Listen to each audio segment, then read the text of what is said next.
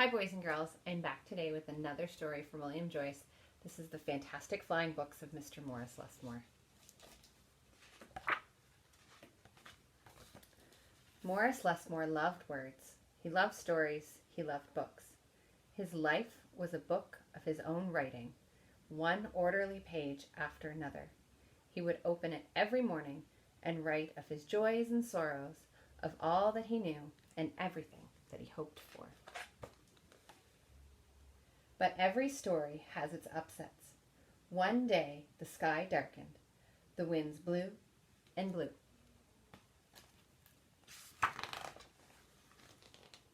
Till everything Morris knew was scattered, even the words of his book. He didn't know what to do or which way to go, so he began to wander and wander. Then a happy bit of happenstance came his way. Rather than looking down, as had become his habit, Morris Lessmore looked up. Drifting through the sky above him, Morris saw a lovely lady. She was being pulled along by a festive squadron of flying books.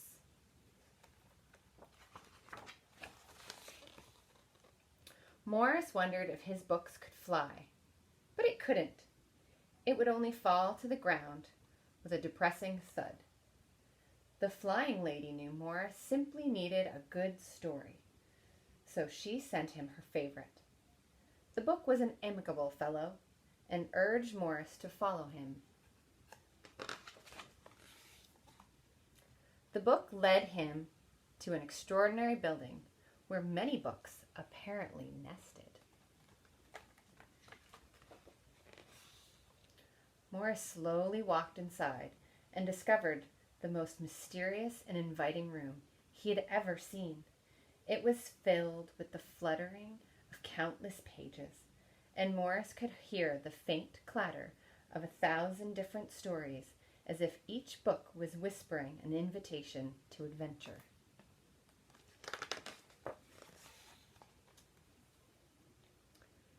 Then his new friend flew up to him and landed on his arm. It held itself open as if hoping to be read. The room rustled to life, and so Morris's life among the books began.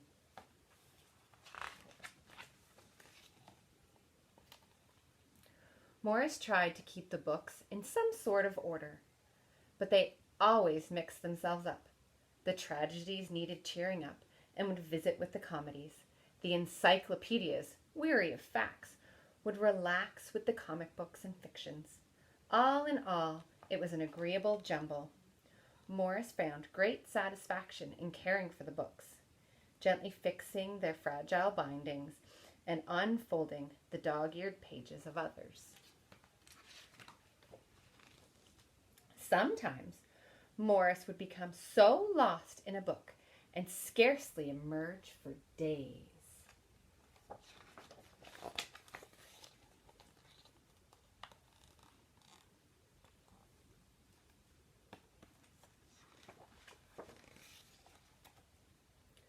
Morris liked to share the books with others. Sometimes it was a favorite that everyone loved, and other times he found a lonely little volume whose tale was seldom told. Everyone's story matters, said Morris, and all the books agreed.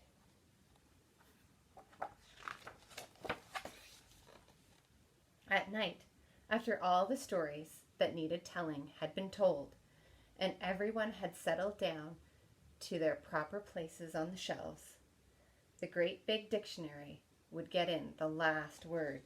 Zzz. It was then that Morris Lessmore would once again write in his own book. He wrote of his joys and sorrows, of all that he knew, and everything that he hoped for.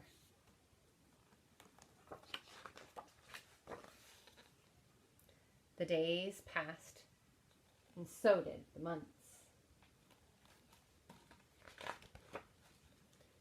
And then years and years.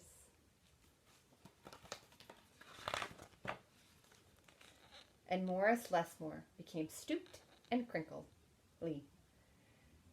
But the books never changed. Their stories stayed the same.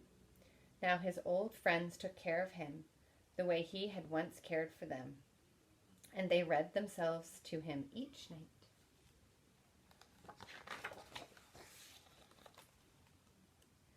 Then one day he filled the last page in his book. He looked up and said with a bitter sigh, "I guess it's time for me to move on."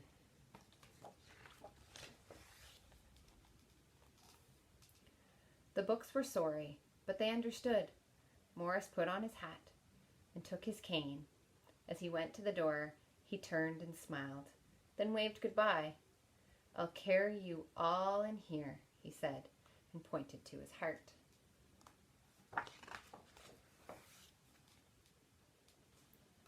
The books waved their pages, and Morris Lessmore flew away.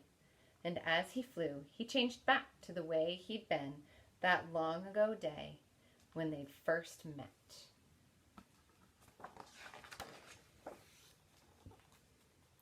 The books were quiet for a while. Then they noticed that Morris Lessmore had left something behind. "It's his book," said his oldest friend. Inside was Morris's story, all of his joys and sorrows, all that he knew, and everything that he hoped for.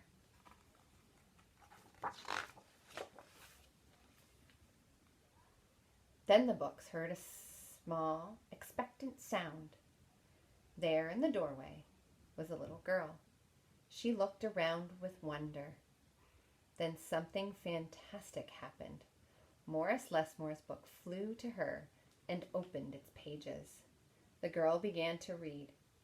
And so our story ends as it began, with the opening of a book.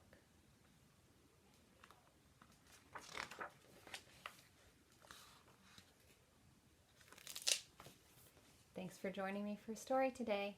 See you later.